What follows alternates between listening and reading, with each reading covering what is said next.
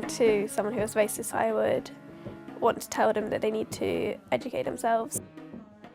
It's so easy to spot us out. You can easily pick at the darkie, that's what they say. If you're going to judge them, at least get to know what they're like first and then see what you're going to say about them. People, just because they're different in certain aspects, doesn't make them any inferior or make them that different to other people. They'll always judge you like, oh, she's got better this and I'm better that. And they'll always find flaws in each other. You can't get a black man. You can either get a brown person or you can get a really dark brown skin. People need to educate themselves. Yeah. I don't think I have ever had any intolerance towards me, just because we do live in quite a tolerant place, and I go to a tolerant school. Even in primary school, if they're like, oh, can I borrow your rubber? And another person asks, but they happen to be white, they'll give it to the white person first instead of me first. But I don't think it's because of religion, I think it's colour. Up to primary 7, I used to get, general bullying, not getting involved in anything, get pushed aside into the corner. I got something said to me by someone and I was so upset when I came home. And I sat there crying, and I think I was crying for a week. And my brother got me up, he took me in front of my mirror and he goes, look at this mirror, look at everything around you, look at all the happiness you have around you. So why are you crying? Why are you being an idiot? When I got to first year, it's a new school, a whole new load of people. I was like, do you know what? It's enough is enough. And that's where I started standing up for myself. I am different and I'm proud that I'm different. I think it's just bad that we do live in a society where people aren't tolerant, or people make assumptions as well. When something happens, it's always that they're the whole group of people doing it, not just one specific person. Within the Jewish faith, I don't know, I'm quite an anomaly because I go to an Orthodox synagogue, but I wouldn't count myself as Orthodox because I'm not that religious in the sense that most Orthodox are.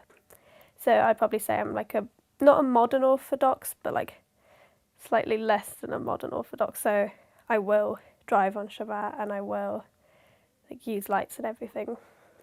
The main Jewish beliefs are that there is one God and that he had lots of prophets, and so his main prophets were people like Moses. With the 10 Commandments, they're just 10 laws that you should live your life by, and the first 5 are about how between a human and between God. So it's things like honouring God, not worshipping idols, keeping the Sabbath day. And then the second 5 are between human and human, so not stealing, not killing. And they're all quite obvious rules that you would have, but without them actually being obvious, you wouldn't think about it. So, and some of them are quite subtle things, like honouring your mother and father is one, which generally you wouldn't see as having to be a law, but in Judaism it's quite an important aspect.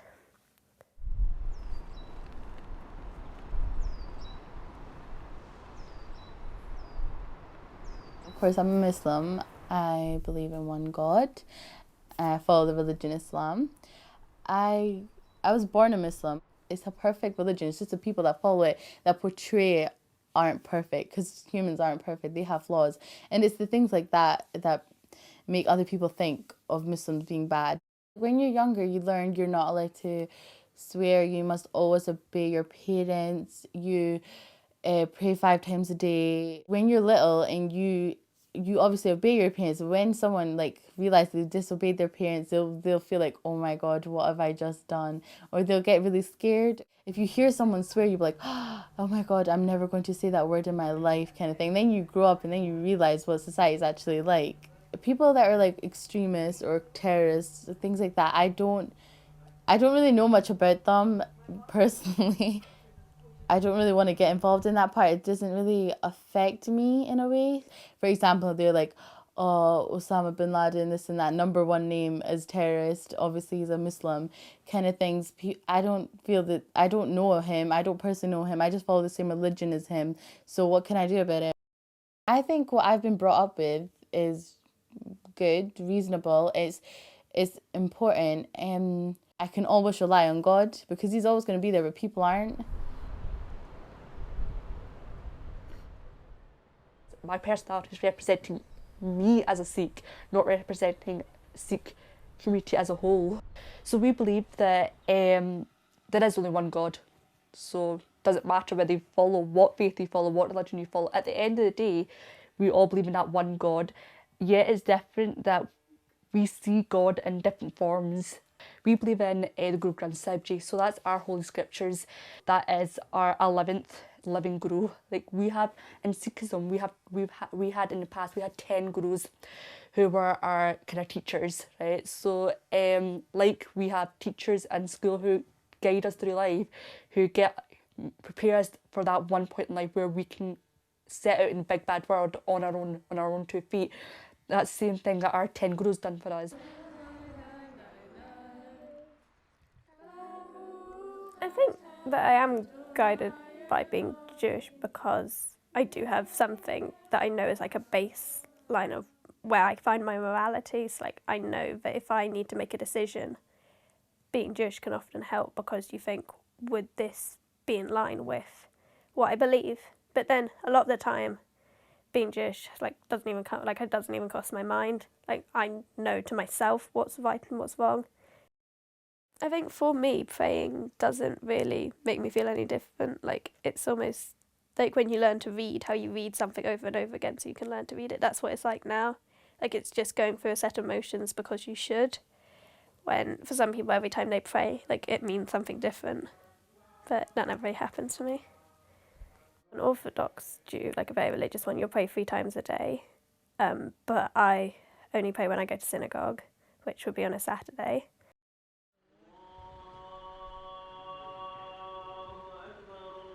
Well, Muslims, they have the Quran, the Holy Scripture, which was revealed to Prophet Muhammad. I read them like at mosque every day.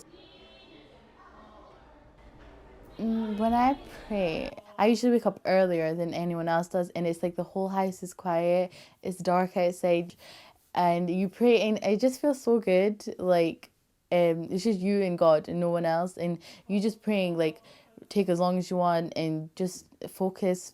Sometimes I'll just have those days where I don't exactly concentrate on them, because when you're praying, anyone else that does pray will know that everything goes in your mind, every single thing. Like you will just sort of think of the most randomest things that happened like 3 years ago, and it will come in your mind, and you're just like, I'm trying to pray here, what's going on? But it's just, you need to focus, you need to think that you're praying to God is the most important thing, and well, one of the most important things. It needs to be done like 5 times a day. I don't think it's a burden. Sometimes like I enjoy it, but sometimes I just feel it, okay, just get over and done with.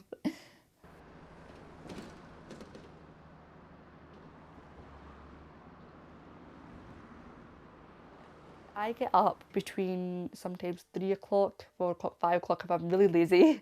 I get up and then I go and do my daily prayers. Once you do that, then normal student life, you go to university and then come home. Or you go to bed, you do your Kirtan Swila part.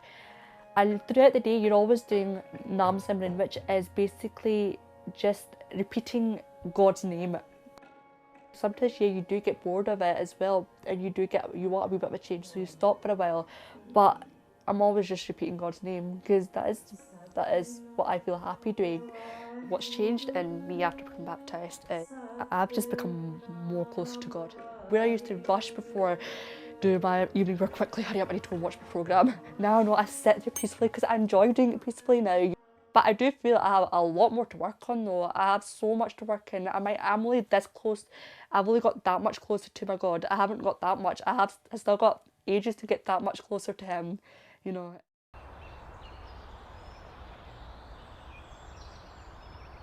Kosher means that the food has been specially checked so that it doesn't have like meat residue or like anything to do with unkosher meat. You have to eat an animal that has a cloven hoof and that chews the cud. So that's things like cows and sheep, but not pigs, because they have cloven hooves but they don't chew the cud. You have to have special stamps on the food. You get some symbols that have the rabbi's name on it, and you have some symbols that are just in Hebrew that you know, but it's in, it's going to be kosher. And then you get some symbols that have the word parav on it, which means that you can eat it either after milk or after meat. It has neither. And then you have some symbols that tell you that it has meat in it, so you automatically know that you can't eat milk after you've eaten it. Normal gelatin is normally from non-kosher animals, so we have fish gelatin instead, which is used for things like marshmallows. And so like shellfish isn't kosher because they don't have the scales. Every Muslim is supposed to eat halal. I do. Me and my family do. We're not allowed to eat pigs. I personally don't know exactly why, but that's what we've been told. So it's written that we're not allowed to, so there's no question in it. For example, a chicken, they say the first kalima, and then they cut the chicken by the jugular vein, which instantly stops it from feeling anything. Ramadan is once in a year. The whole month of fasting, not all at once, but each day, wake up at just before sun rises to have like a little portion of food, and then throughout the day until sunset, that's when you are not allowed to eat, not even drink, not even water, not even chewing gum. And then after sunset, then you're allowed to eat. And it's not just about physical, it's about bad deeds that you do. Like if you don't pray but you're fasting, then that's just you going throughout a day being hungry, and you're not like gaining anything from it. So you're meant to like work upon yourself, and I think fasting is like an amazing experience. You realize how grateful you are for the things you get.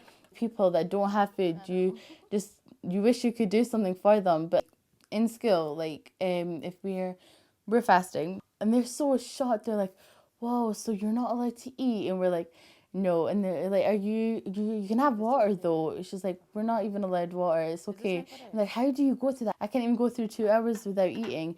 And we're just like, it just comes down to the mind.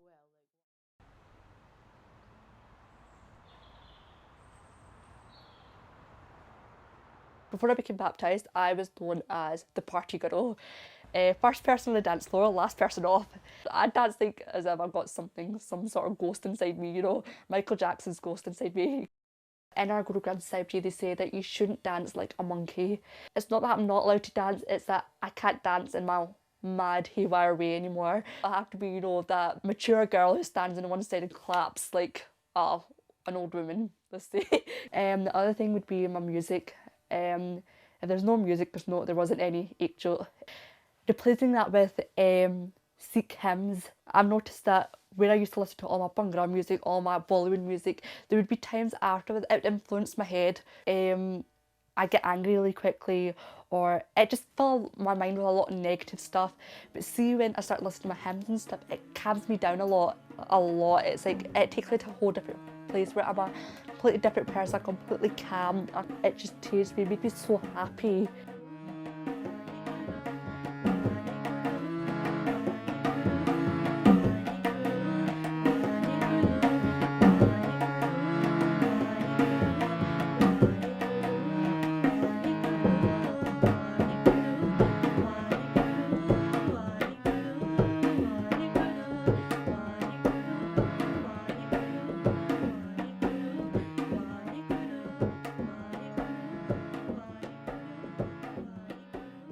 I think lastly, the biggest thing that's actually a practical thing that's affected me a lot is food. So we can't eat things that's got gelatin, eggs, shellac or meat. And a lot of things have egg in it these days. I miss my cakes. I'm a foodie, I love food. I'm always eating. But one thing I would say is that when you shut one door for God, God opens another 10 doors for him. And he opened me with like so many yummy food. So it is a bit of a hard thing, but it's a good change, and it's not a change that I regret either.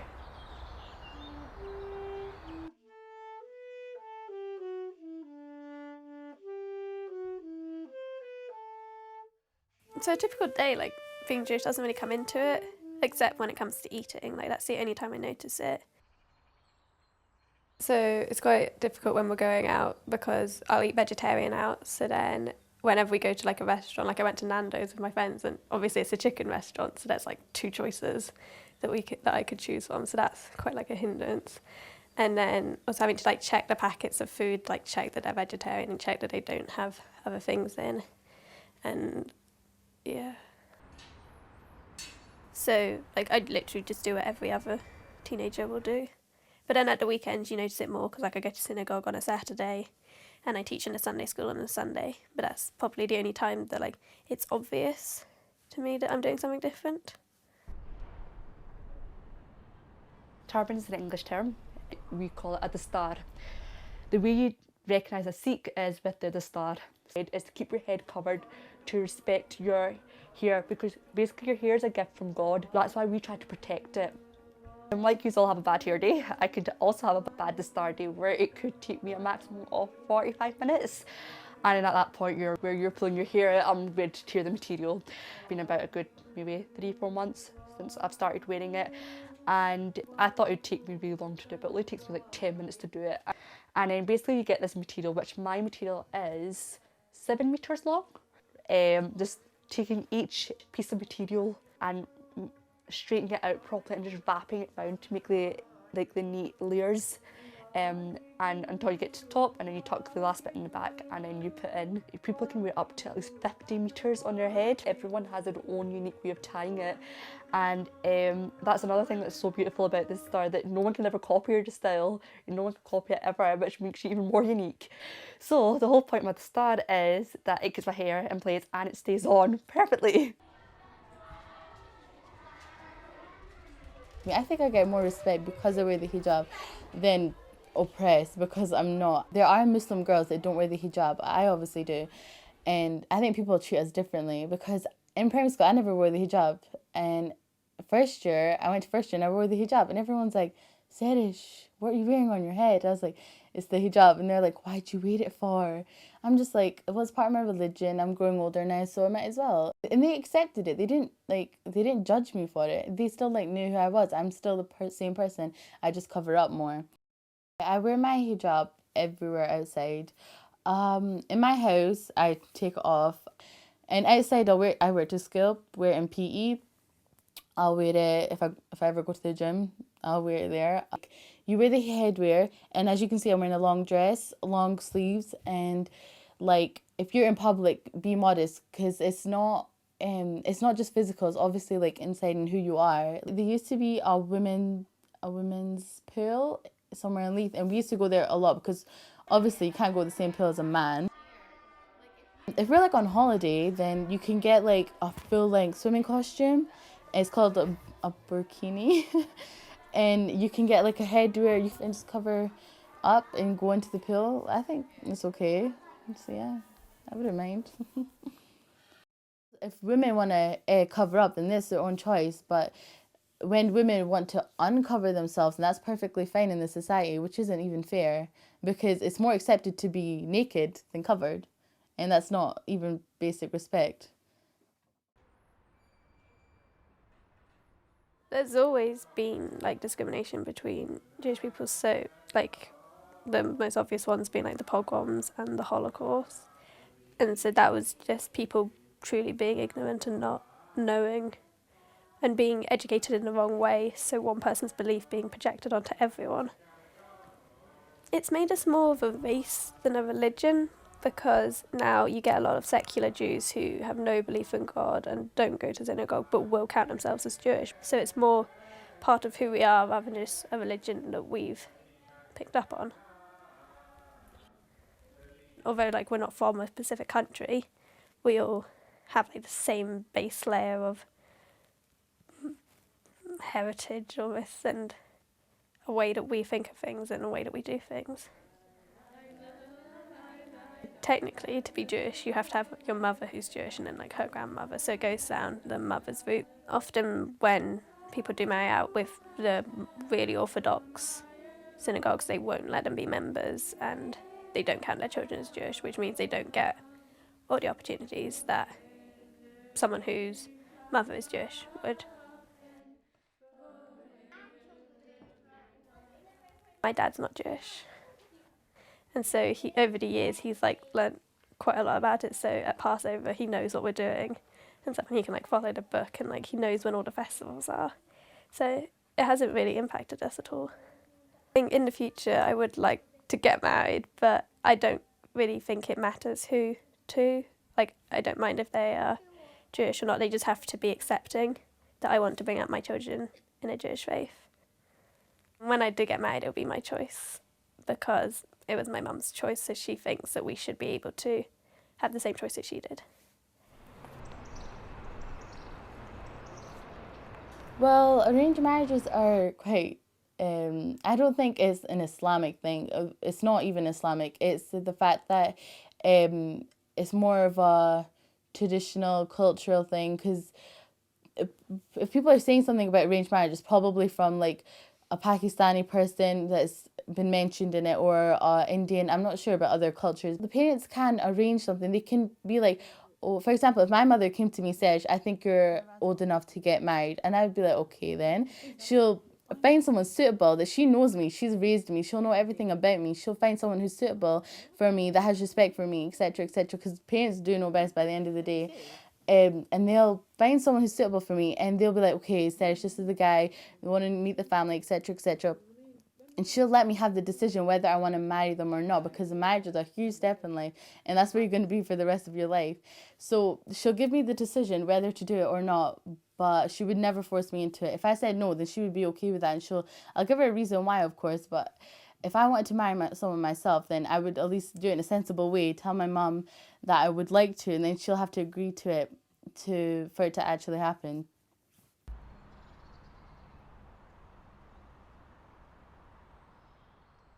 Being a baptised Sikh, I can't marry anyone outside my Sikh faith. Neither can I marry a person who's not baptised. Getting married to someone outside the faith is not really a question. My decision of going to university, my parents were 100% with me with that. You know, my dad was the happiest person when I told him I got, you know, my unconditional, the first child in the family to get into university. You know, so he was the happiest person, like any parent would be. My future dreams of like going out of the country to a different state, yeah, my parents are worried about that. At the moment, they don't agree with me. Part of getting your goals is convincing your parents to let you do some things. But as far as marriage is concerned, yeah, they totally agree with me that I'm not going to get married just now. I'll convince them of no way, any other way as well, if they find a way out to try and get a relationship for me, because that's not happening.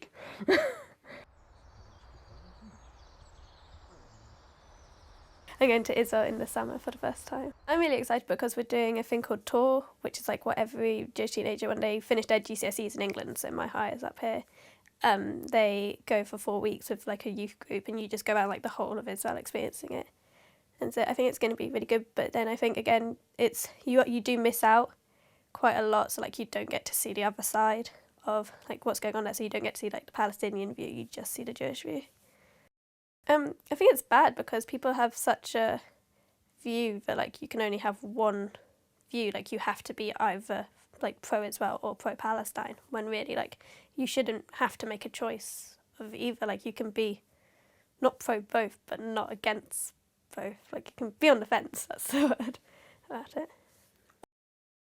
In the future I want to go to university and probably study geography, as that's something I'm really interested in, and then possibly mix it with theology or religious studies because I also find that quite interesting, and then hopefully that will lead to me being able to work with people from different cultures and understanding about their backgrounds and how their cultures came about and all their different practices. Learning to respect people is a big thing in Islam, and obviously I still carry it out today, so I think it shows a lot through who I am. I've had this dream of wanting to like move to somewhere, but God knows where. I don't know where I want to move. All my friends are wanting to go to Dubai in America, but I'm more of a realistic person that just wants to stay here and raise my own family. When I leave school, I'm going to go college to do counselling, is because it's such a like an important thing that people need, like to help people, and I'm always that person that people like need help from.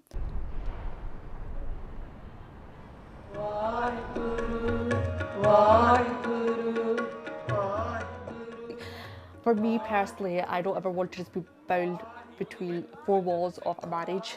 I want to make something of myself, and that's why in the future I have plans that I want to become that forensic scientist. I want to reach my goal of going to, you know, America. I actually have that American dream living in Glasgow here.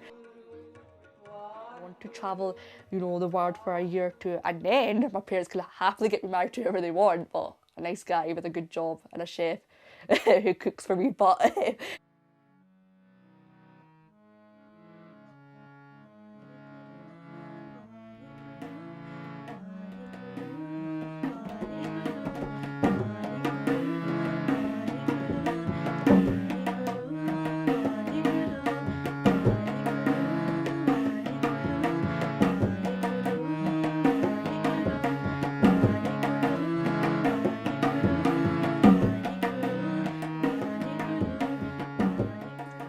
life is far more beautiful than standing there thinking, oh my God, this person said to me, I'm going to go home and cry now. I love being happy. What's the point being sad? Life's already got too many pains in it. The only way I think life becomes beautiful is you keep yourself positive.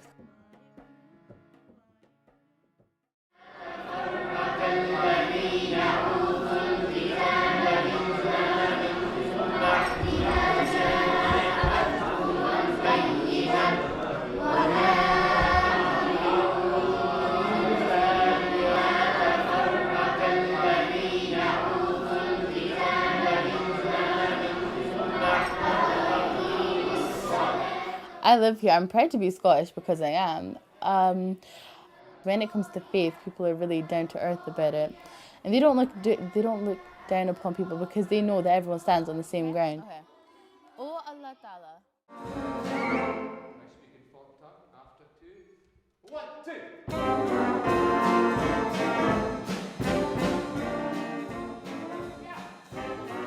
My ideal world would just be where everyone was treated fairly and in the way that they should be, and everyone would be able to live in the way that they want and be who they want to be. I think when it comes down to people doing extreme things like murdering other people because of their race, they just need to know that it's not acceptable because they're all human beings, like we're all the same species, like it doesn't matter what race or religion you are. When it comes down to it, you are all human. 1 and 2 and 3 and 4 and...